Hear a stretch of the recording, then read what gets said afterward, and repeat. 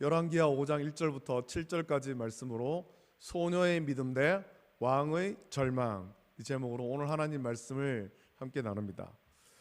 여러분, 우리나라에 세계적인 그런 기업들이 여러 있습니다. 우리나라도 이제 꽤 잘 사는 나라가 되었고, 우리나라에 상당히 큰 그런 기업들이 있고, 세계 경제에 큰 기여를 하는 그런 기업들이 있죠.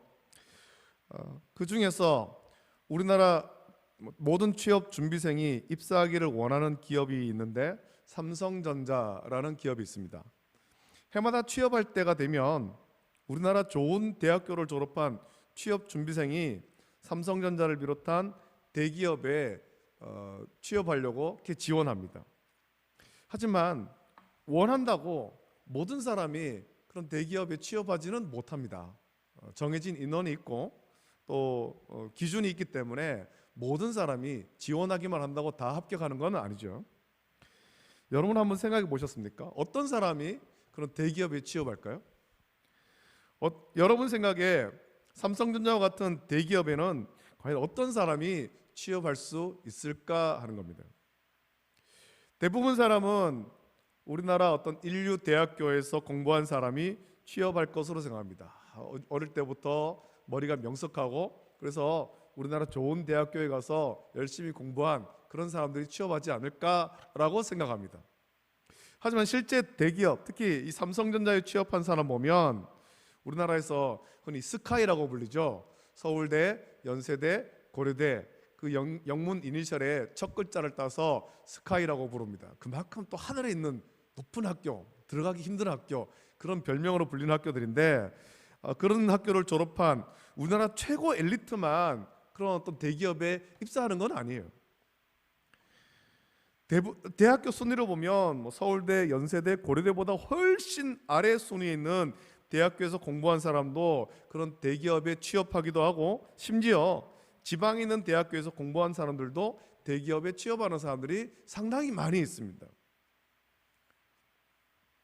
전에 삼성전자에 취업한 어떤 사람이 쓴 글을 하나 본 적이 있습니다.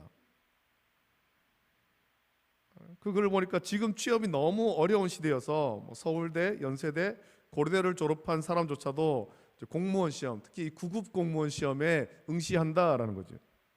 자기는 그런 대학교, 서울대, 연세대, 고려대 그렇게 유명한 대학교를 졸업하지는 못했지만, 거기서 공부하지 못했고 지방에 있는 대학교에서 공부했지만 자기는 삼성전자에 취업을 했다. 그러면서 서울대, 연세대, 고려대 그런 좋은 학교를 다닌 학생들이 공무원 시험 준비하는 걸 보니 참 안타깝다. 공부했는 세월들이 참 안타깝다. 그런 이야기를 적은 것을 보았습니다.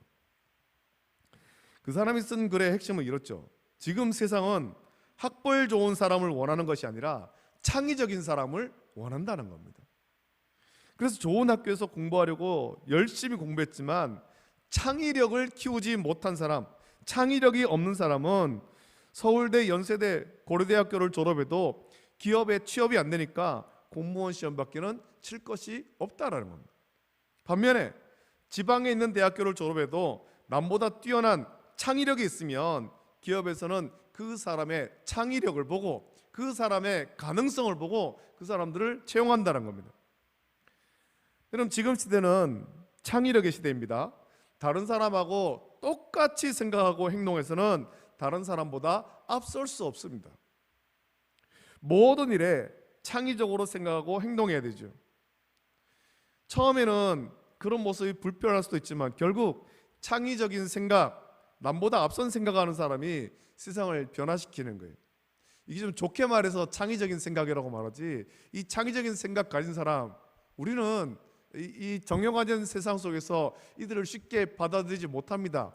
받아들이지 못하고 이들을 향해서 죄송합니다 이런 말을 표현해서 소위 말하는 또라이라고 말합니다. 이 창의적인 생각을 가진 사람들, 우리랑 다른 생각, 다른 행동하는 사람. 자, 그렇다면 창의적인 생각을 가장 잘하는 사람이 누굴까요? 가장 그렇게 좀 창의적으로 사는 사람이 누굴까요? 어린아이가 가장 창의적으로 살아가는 거예요.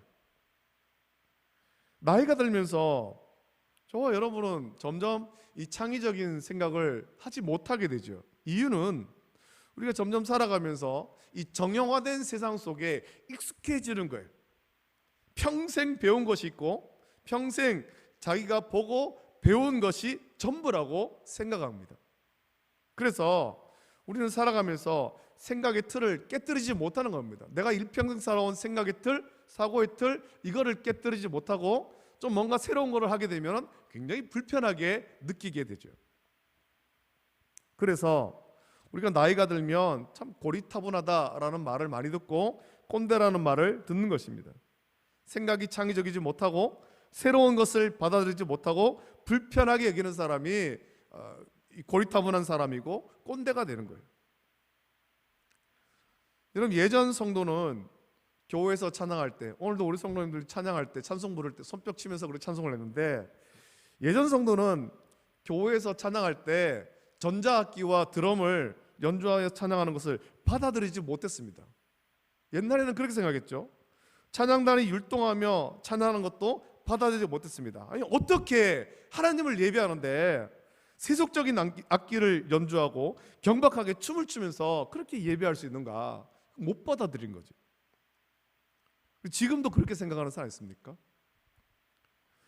여러분, 악기는 어떤 악기든지 사용하는 사람에 따라서 하나님을 찬양하는 데 사용되기도 하고 세속적으로 사용되기도 합니다. 어떤 목적으로 어떻게 사용하는지가 중요하지 그 악기 자체가 세속적인 것은 아님에도 불구하고 옛날 사람은 하나님께 예배하고 찬양할 때 전자악기와 드럼을 사용할 수 없다라고 그렇게 생각했습니다. 여러분, 중고등부 또 청년들 그런 어떤 집회에 한번 참석해 보십시오. 지금도 매주 화요일마다 동산병원 동산의료원 옆에 있는 그 제2교회에서 예수전도단 집회가 있습니다. 또 여름이 되면은 겨울이 되면 청소년 집회, 청년들 집회가 많이 있습니다. 그 집회 한번 참석해 보십시오. 아이들이 찬양할 때 온갖 악기를 사용하면서 열정적으로 춤추면서 하나님을 찬양합니다. 벌쩍벌쩍 뛰면서 그렇게 찬양합니다. 만약 그것을 불편하게 여긴다면 그만큼 여러분이 창의적이지 못하고 심지어 꼰대라는 것을 증명하는 것밖에는 안 되는 거죠. 여러분, 어른에 비해서 어린아이가 창의적인 이유가 있습니다. 어른은 살면서 이런저런 것을 경험하며 가능한 것보다는 불가능한 것을 더 많이 생각합니다. 이것도 안 되고 저것도 안 되고 불가능한 것을 많이 생각하죠. 하지만 어린아이는 아직 많은 것을 경험하지 않았기에 모든 것이 가능한 거예요. 이거 하지 말아라 그러면 왜 하면 안 돼요? 왜 하면 안 돼요? 자기 생각에는 모든 것이 가능한 거예요. 그래서 불가능하다라는 것을 이해하지 못하는 거예요. 그래서 어린아이의 꿈은 무궁무진하죠. 어린아이 때는 대통령도 될 수도 있고 교수도 될 수 있고 의사도 될 수도 있고 우주 비행사도 될 수가 있는 거예요. 모든 가능성이 열려있죠. 아이들의 이런 창의적인 생각을 지속해서 잘 개발하면 하나님께서 그들의 창의적인 생각을 사용해서 마침내 세상을 변화시키는 것입니다. 오늘 본문에도 보면 창의적인 생각, 이 창의적인 믿음을 가진 소녀가 등장합니다. 그리고 이 소녀의 창의적인 말 한마디에 큰 변화가 생겼고 또 이 소녀의 창의적인 말로 인해서 이스라엘 왕은 절망하고 있습니다. 이제 이 소녀가 한 말을 한번 살펴보기 바랍니다. 먼저 이 소녀가 왜 그런 말을 했는가 먼저 살펴야 되는데, 이 소녀의 형편을 한번 보십시오. 이 소녀는 지금 모든 것이 만족하고 아주 행복한 삶을 사는 그런 소녀가 아닙니다. 이 소녀의 삶은 우리가 볼 때 참 불행한 삶을 지금 살고 있죠. 이 소녀는 부모와 평화롭게 살 때 아람의 군대가 떼를 지어 쳐들어왔고 그때 아람 군대에 잡혀서 아람의 군대 장관 나아만의 집에서 나아만의 아내에게 수종들게 되었습니다. 이 소녀는 자유롭게 살던 소녀였지만 이제는 종이 되었습니다. 노예의 신분이 되었다는 거죠. 이 소녀에게는 자유가 없습니다. 여러분, 고대 노예는 몸에 이 노예의 표식이 있습니다. 짐승처럼 목줄을 채우기도 하고 또 노예의 흉터를 몸에 새겨놓기도 합니다. 그래서 주인을 피해 도망쳐도 그 표식 때문에 자유롭지 못하게 하는 거죠. 이 소녀도 비록 어리지만 아마 노예 표식이 있었을 것이고, 그런 표식은 이 소녀의 신체를 자유롭지 못하게 했습니다. 하지만 이 소녀의 신체는 구속할 수 있어도 소녀의 생각, 소녀의 마음까지 구속할 수는 없다는 겁니다. 몸은 구속할 수 있지만 마음을, 그 생각을 구속할 수는 없는 거예요. 본문에서 이 소녀는 단 한마디의 말을 합니다. 길게 말하지는 않습니다. 우리 주인이 사마리아에 계신 선지자 앞에 계셨으면 좋겠나이다. 그가 그 나병을 고치리이다. 단 이 한마디밖에 안 했습니다. 지금 사로잡혀 와서 노예의 신분이 되어 나아만의 아내의 시종이나 드는 이 소녀가 어떻게 이런 말을 할 수 있겠습니까? 하나님께서 소녀의 입술을 통해서 말씀하시기 때문에 그렇습니다. 어린 소녀, 그것도 노예인 소녀가 감히 주인에게 어떻게 말을 할 수 있겠습니까? 만약 이 소녀가 나이가 좀 들고 세상 물정을 알면, 그래서 지금 자기가 어떤 처지인지를 생각한다면 감히 이런 말을 할 수 없었을 거예요. 어쩌면 이 소녀는 아직 세상 물정을 모르기에 이런 말을 할 수 있었을 것입니다. 하지만 그것보다도 이 소녀가 어리고 세상 물정을 몰라서 이런 말을 했다기보다도 하나님께서 이 소녀의 입술을 통해서 말씀하신 거예요. 창의적으로 마음이 자유로운, 몸은 구속되어 있지만 그 마음과 생각이 자유로운 이 소녀의 입술을 통해서 하나님께서 말씀하신 거예요. 하나님의 일을 말씀하신 거죠. 여러분, 우리는 우리의 마음의 생각을 말하기보다도 하나님께서 말씀하게 하시는 것을 우리는 말할 수 있어야 됩니다. 마태복음 10장 19절부터 20절 말씀 보면 이런 말씀 있죠. 예수님께서 하신 말씀인데, 너희를 넘겨줄 때 어떻게 또는 무엇을 말할까 염려하지 말라. 그때 너희에게 할 말을 주시리니 말하는 이는 너희가 아니라 너희 속에서 말씀하시는 이 곧 너희 아버지의 성령이시니라 라고 예수님께서 말씀했습니다. 성령께서 우리 입술을 통해서 말씀하게 됩니다. 그렇게 하려면 우리가 성령을 모셔야 되죠. 우리의 몸은 어쩌면 이 소녀처럼 우리 여러 가지 환경에 의해서 자유롭지 못할 수 있지만 우리의 마음은 자유로워야 되는 것입니다. 성령께 우리의 마음을 드리고 예수님을 내 마음에 모시고 성령이 말씀하게 하시는 것을 우리는 말해야 되는 것입니다. 하나님은 소녀의 입술을 통해서 하나님의 능력을 선포하는 거예요. 소녀의 입술을 통해서 나하만이 하나님의 사람 엘리사에게 가서 하나님의 능력으로 고침받게 한 것입니다. 이 소녀에게 어떤 능력이 있겠습니까? 단 한 사람도 치료할 능력이 이 소녀에게는 없습니다. 이 소녀는 지금 자기 집에 마음대로 갈 자유도 없다는 말이에요. 하지만 하나님께서 이 소녀에게 창의적인 생각을 주신 거죠. 소녀의 입술을 통해서 하나님의 능력을 선포하게 한 것입니다. 여러분, 이런 말을 감히 누가 할 수 있겠습니까? 시편 8편 1절 2절 말씀 보면 이런 말씀 있죠.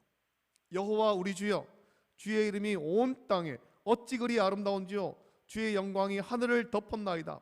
주의 대적으로 말미암아 어린아이들과 젖먹이들의 입으로 권능을 세우시며 이는 원수들과 보복자들을 잠잠하게 하려 하심이니이다 라고 말씀하고 있습니다. 어린아이들과 젖먹이의 입으로 권능을 세우시며, 창의적인 그 아이들의 입술을 통해서 하나님의 능력을 선포하게 한 거죠. 이 소녀가 그렇게 한 것 아닙니까? 그의 입술을 통해서 하나님의 능력을 선포하죠. 여러분, 세상의 때가 묻은 사람은 감히 하나님의 능력을 선포하지 못합니다. 세상의 때가 묻은 사람은 하나님의 사랑을 전하지 못합니다. 세상의 때가 묻으면 창의적인 사고가 막히고 그저 세상에 묻혀서 살아갈 뿐이에요. 세상에 압도돼서 살아갈 뿐이에요. 여러분, 누가 전도를 잘합니까? 어른이 아니라 어린아이가 전도를 가장 잘합니다. 어린아이는 순전한 마음으로 하나님 말씀 받고 그 말씀을 진리로 받으며 하나님의 사랑을 전하기 때문에 그렇습니다. 세상의 때가 묻지 않은 어린아이는 전능하신 하나님을 말씀 그대로 믿는 거예요. 내 삶 속에서 전능하신 하나님께서 역사하실 것을 이 아이들은 믿고 그것을 선포하는 거죠. 그러나 세상의 때가 묻은 사람은 전능하신 하나님, 온 세상을 창조하고 통치하신 하나님을 믿지 못하고 점점 자기가 뭔가를 하려고 합니다. 하나님의 일하심을 믿지 못하고 기다리지 못한 채 자기가 뭔가를 하려고 하면서 점점 하나님을 대적하게 되는 것입니다. 우리는 본문에 기록된 소녀와 같이 순전한 믿음을 지키고 전능하신 하나님의 일하심을 창의적으로 생각해야 되는 것입니다. 우리의 생각으로 하나님의 일하심을 제한하면 안 되는 거죠. 우리 하나님은 못하실 일이 없습니다. 우리 하나님은 전능하신 하나님, 온 세상을 통치하시고 다스리시는 하나님이시지만 세상 때가 묻은 우리의 심령은 하나님의 일하심을 믿지 못한 채 점점 두려워하는 것입니다. 세상에 압도되어서 두려워하는 거예요. 이러다 세상 망하는 것 아닌가? 이러다 우리가 죽는 것 아닌가? 두려움과 공포는 전능하신 하나님을 온전히 믿지 못하는 사람에게서 나타나는 현상이에요. 예수님을 온전히 믿는 사람이라면 그 마음 가운데 두려움이 있는 것이 아니라 담대함이 있어야 되는 거죠. 하나님의 일하심을 믿고 담대하게 나가야 되는 겁니다. 또한 두려움과 근심과 걱정이 아니라 평안이 있어야 되는 것입니다. 세상에서는 환난을 당하지만 주님 주는 평안을 온전히 누려야 되는 거죠. 요한일서 4장 18절 말씀 보면 사랑 안에 두려움이 없고 온전한 사랑이 두려움을 내쫓나니 두려움에는 형벌이 있음이라. 두려워하는 자는 사랑 안에서 온전히 이루지 못하였느니라 라고 말씀합니다. 1세기에 그 환난과 핍박이 있던 시대에 그 성도들에게 이 말씀을 전하는 것 아닙니까? 사랑 안에 두려움이 없다. 예수 그리스도의 사랑 안에 두려움이 없다. 온전한 사랑이 두려움을 내쫓는다. 세상에 환난과 핍박이 있고 죽음의 그런 어떤 공포가 있지만 사랑이 두려움을 내쫓는다. 예수님을 온전히 믿음으로 말미암아 1세기 많은 성도가 환난과 핍박 가운데 담대히 순교의 자리로 나갔습니다. 또 디모데후서 1장 7절 말씀 보면 하나님이 우리에게 주신 것은 두려워하는 마음이 아니요 오직 능력과 사랑과 절제하는 마음이다 라고 했습니다. 예수님을 온전히 믿는 성도라면 그래서 우리는 두려워해서는 안 되는 거죠. 세상 가운데 두려워해서는 안 되는 것입니다. 하나님이 통치하시는 것입니다. 성령님이 우리와 함께 하십니다. 그래서 온전한 성도라면, 온전한 믿음의 성도라면 두려워해서는 안 되는 것입니다. 저와 여러분들도 두려움을 다 떨쳐버리고 사랑 안에서 온전하게 이루는 우리 모든 성도 될 수 있기를 예수님의 이름으로 축복합니다. 아멘. 이 나아만의 아내에게 수종되는 이 소녀를 보십시오. 이 소녀는 아람의 군대가 때로 몰려와서 사로잡혀갖고 노예가 되었습니다. 이 소녀가 말할 때 이 모습 속에 이 소녀에게서 두려움이 보입니까? 이 소녀에게 지금 두려움이 안 보이는 거죠. 비록 노예의 신분이지만 그 여주인의 시종 들고 있지만 이 소녀는 두려움이 없습니다. 그가 비록 사로잡혀와서 노예로 지내지만 전능하신 창조주 하나님을 믿는 믿음이 흔들리지 않았고 하나님을 믿음으로 두려움이 없습니다. 그래서 하나님은 이 소녀를 통해 하나님의 일하심, 하나님의 능력을 선포하게 한 거예요. 당시 모든 사람이 이 나병은 죄로 말미암아 저주받은 병이고 이 병은 고침받지 못하는 병으로 다 알고 있습니다. 근데 이 어린 소녀가 담대히 말하지 않습니까? 우리 주인이 사마리아에 있는 선자에게 가면은 이 병이 나을 텐데. 어떤 의사도 말할 수 없는 것을 이 어린 소녀는 선포하는 거예요. 하나님의 능력을 선포하는 것이죠. 두려움이 없이 담대히. 온전한 믿음의 사람이라면 전능하신 창조주, 온 세상 만물을 통치하시고 섭리하신 하나님을 믿는 온전한 믿음의 사람이라면 우리에게 일어나는 일을 보며 두려워할 것이 아니라 오히려 담대한 마음을 품고 하나님의 일하심을 선포하며 기다려야 할 것입니다. 우리 하나님은 지금도 일하고 계십니다. 하나님은 일하고 계시고 하나님의 일을 이루실 것입니다. 여러분, 이 믿음이 없는 이스라엘 왕은 어떻습니까? 이 어린 소녀는 이 믿음이 있는데 이스라엘 왕은 어떻냐는 거죠. 아람의 왕이 나아만을 보내고 고쳐달라라고 편지를 보내자 이스라엘 왕은 자기 옷을 찢으며 절망합니다. 이스라엘 왕은 전능하신 하나님을 믿지 못하고 인간의 한계 속에 갇혀있기 때문에 그렇죠. 아니, 내가 어떻게 저 사람을 고칠 수 있느냐, 어떻게 내가 나병을 고칠 수 있느냐? 이거는 나병을 고치라는 것이 아니라 이 틈을 타가지고 시비를 걸려가고 우리가 전쟁하려고 하는 거고 우리를 망하게 하려고 하는 거다. 지금 이스라엘 왕은 절망하면서 두려움에 사로잡혔습니다. 자기가 어떻게 나병을 고치냐? 절망하죠. 이스라엘 왕은 전혀 창의적이지 못하는 거예요. 나는 못 고치지만 하나님은 하실 수 있습니다. 이 믿음이, 이 창의적인 믿음이 이스라엘 왕에게는 없는 거예요. 전능하신 하나님 믿는 믿음이 없으니까 이 편지가 왔을 때, 나하만이 왔을 때 절망하는 거예요. 오늘도 이스라엘 왕처럼 전능하신 하나님 믿는 믿음이 없어서 세상을 보고 두려워하고 절망하는 사람이 많습니다. 이건 너무 안타까운 일이죠. 우리 하나님은 못하실 일이 없습니다. 하나님의 일하심 믿고 창의적으로 생각하고 하나님의 능력을 우리는 선포해야 할 것입니다. 내 삶 가운데 우리 하나님께서 역사하십니다. 내 삶을 인도하십니다. 하나님은 지금도 나와 함께 하십니다. 우리는 날마다 이것을 선포해야 되는 거예요. 전능하신 하나님께 나가면 나병이 아니라 어떤 문제도 해결받습니다. 하나님이 우리를 통치하시기 때문에 그렇습니다. 이 믿음이 없어서 하나님의 일하심을 내 생각의 한계로 한정하지 마십시오. 우리 하나님의 일하심은 무궁무진합니다.